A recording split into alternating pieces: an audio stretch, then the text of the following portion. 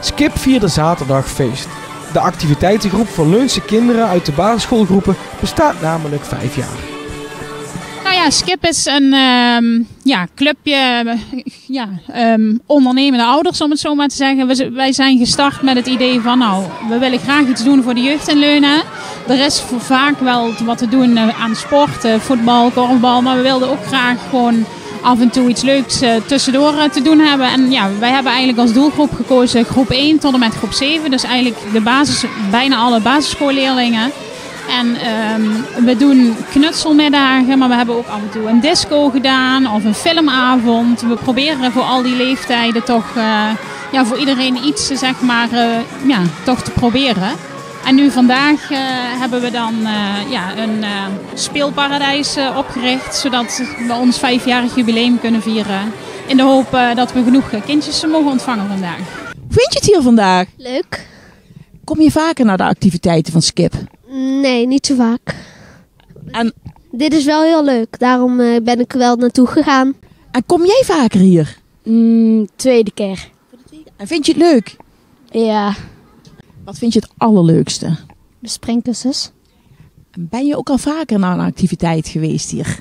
Ja. Wat vond je dan de leukste activiteit tot nu toe? De filmavond. De filmavond. Ik ben er ook al vaker geweest. En leukste, de springkussens. Op de springkussen springen. En dan heb je ook al rondjes gemaakt door de zaal. Ja. De springkussens. Ben je ook al vaker hier geweest voor een Skip-activiteit? Ja. Wat vond je het allerleukste?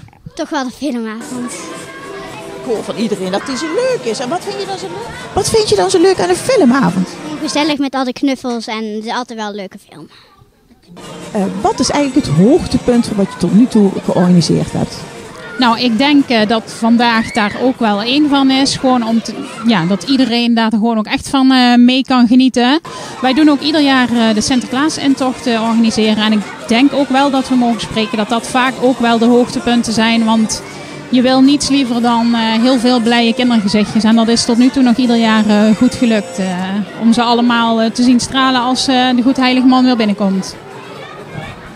En wat is jullie doel in de toekomst? Op naar het 10-jarig jubileum? Nou, daar gaan we zeker voor natuurlijk. Dat als eerste. Nee, ons doel is vooral om inderdaad hiermee door te gaan. Zodat we die leuke activiteiten kunnen blijven organiseren. En zodat we ook een beetje de afwisseling erin kunnen houden van, wat ik al zeg, het knutselen naar filmavonden. Zodat we ook de leeftijden allemaal een beetje aan kunnen spreken, zeg maar.